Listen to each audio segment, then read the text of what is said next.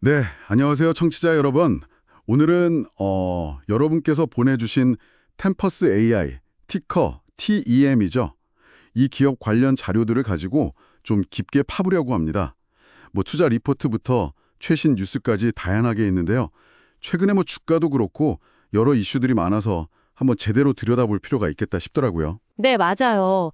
그 템퍼스 AI는 이제 2015년에 에릭 레프콥스키라는 분이 설립한 헬스테크 기업입니다.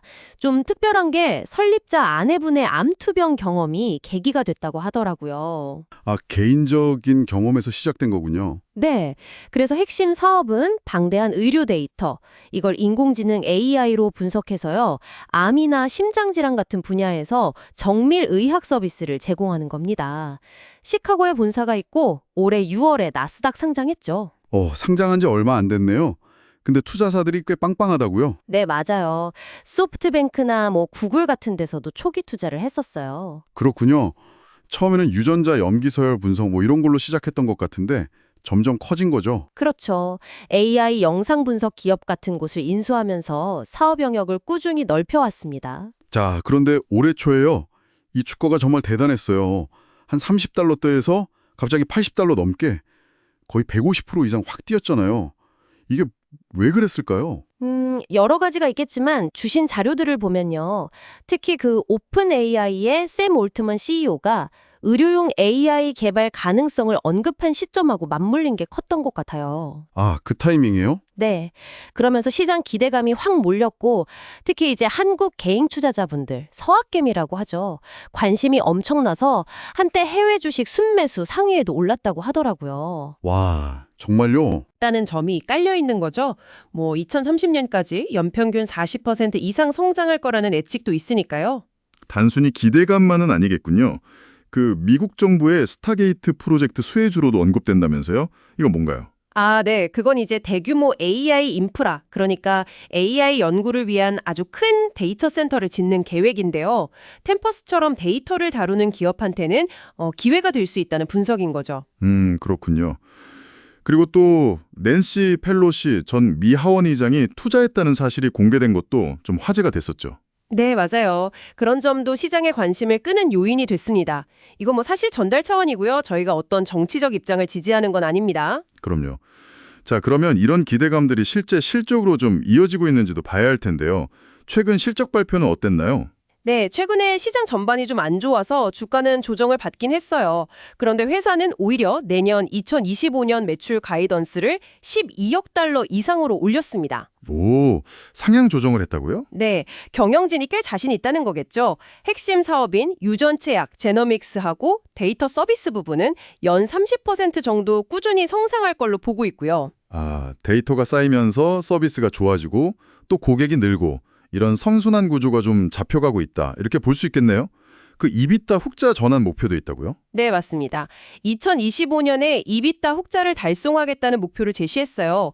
이 이비타라는 게 뭐 이자, 세금 빼기 전 이익이니까 실제 현금 창출 능력을 보여주는 지표를 많이 보거든요. 그렇죠. 특히 유전체약 쪽에서는 FDA 승인받은 좀 비싼 검사, XT-CDX라고 있는데 이 비중이 늘면서 서비스당 평균 가격, 그러니까 ASP가 개선되고 있는 점도 긍정적이고요. 단가가 올라가고 있다는 거군요. 네. 그리고 이런 성장세를 더 키우려고 작년 11월에 큰 결정을 했죠. 엠브리 지네틱스라는 유전자 검사 회사를 6억 달러에 인수했습니다. 엠브리 인수. 이게 어떤 의미가 있는 걸까요? 단순히 회사 크게만 키우는 건 아닐 텐데요. 이게 상당히 중요합니다.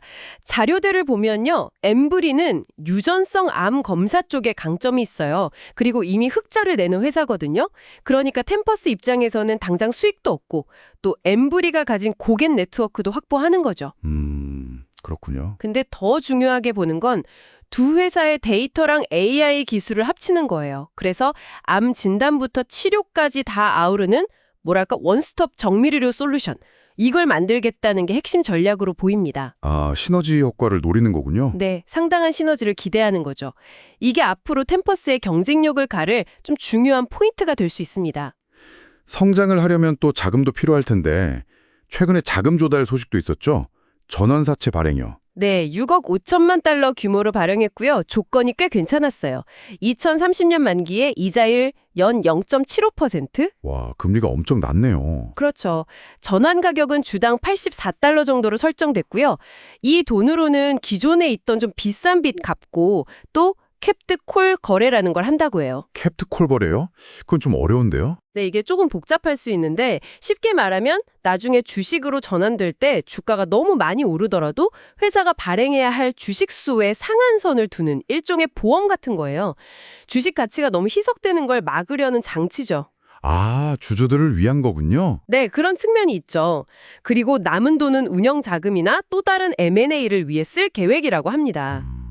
재무 구조는 좋아지겠지만 그래도 발표 직후에는 주가가 좀 빠졌던 것 같아요. 네, 단기적으로는 그런 반응이 있었죠. 이런 변동성 말고 또 다른 위험 요인들은 어떤 게 지적되고 있나요? 자료들을 보면. 역시 제일 큰 건 의료 데이터 관련 규제인 것 같아요. 미국의 히파 같은 개인 건강정보 보호법이 있는데 이런 규제가 더 강화되면 사업에 좀 영향이 있을 수 있겠죠. 그렇죠. 민감한 정보다 보니까요. 네.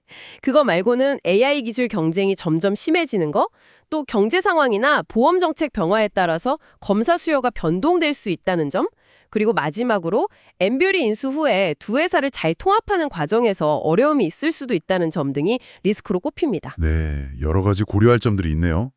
그럼 이 자료들에서 제시된 투자 전략은 어떤 방향이었나요? 뭐 참고 삼아 들어보면 좋을 것 같은데요. 네, 정보 제공 차원에서 요약해드리면요.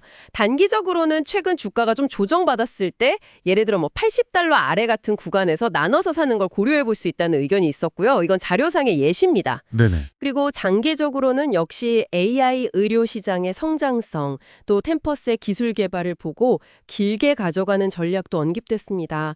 아니면 포트폴리오 분산 차원에서 다른 의료 AI 기업들이랑 같이 투자하는 방안도 나왔고요. 분석가들 사이에서는 전반적으로는 긍정적인 평가가 좀 더 많은 것 같더라고요. 매수나 강력 매수 의견들이요. 그렇군요. 자, 오늘 이야기를 좀 정리해보면 템퍼스 AI는 AI하고 방대한 의료 데이터를 결합해서 정밀 의료라는 분야를 확 바꾸려고 하는 상당히 야심찬 기업인 것 같습니다. 네, 맞아요. 성장 잠재력도 커 보이고 또 엠브리 인수 같은 전략적인 움직임도 인상적이죠. 하지만 동시에 뭐 규제 문제라든지 경쟁 심화, 또 재무적인 리스크 같은 고려해야 할 부분들도 분명히 있고요. 그렇죠. 청취자 여러분께 이런 정보가 왜 중요하냐면요. 이렇게 빠르게 변하는 AI 헬스케어 분야의 선두주자가 어떻게 움직이는지를 보면 앞으로 의료기술이 어떻게 발전할지 또 어디에 새로운 기회가 있을지 가늠해 볼 수 있기 때문입니다. 네, 맞습니다.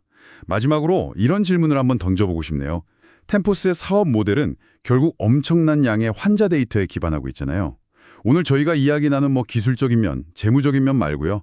장기적으로 성공하려면 이 기업이 데이터를 활용하는 데 있어서 윤리적인 문제나 또 대중의 신뢰를 어떻게 얻어갈 것인가 하는 과제를 풀어야 할 텐데 이 부분은 앞으로 어떻게 전개될까요? 한번 같이 고민해 보시면 흥미로울 것 같습니다.